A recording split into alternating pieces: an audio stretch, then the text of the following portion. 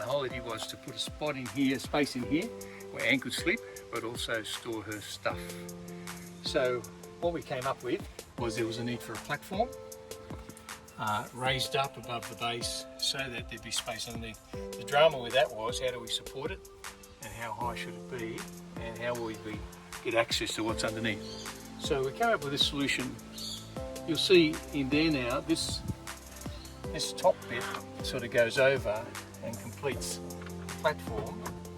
And what it allows you to do, if you slide it forward, it allows you to get access to the spare, there it is, access to the spare wheel through that mechanism there. So it allows you to do that in its normal spot back here.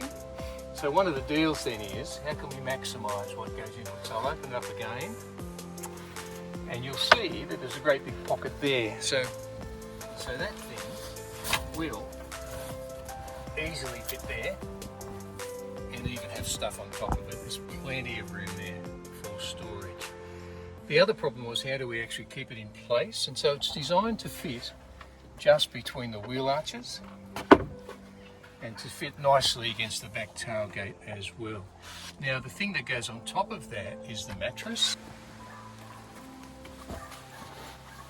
So the end result is it's a full length king single space, and that's a really comfy solution.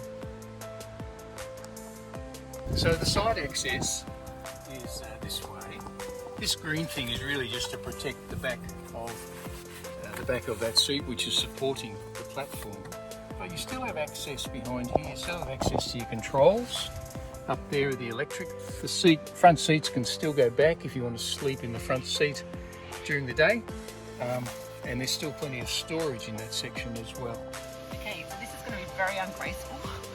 But anyway, I'm going to crawl on in here so that you can see what it's like to jump in and how much room we have.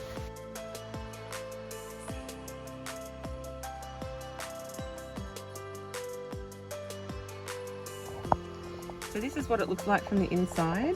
There's plenty of room here between the mattress and the roof, and yeah, get to stretch out.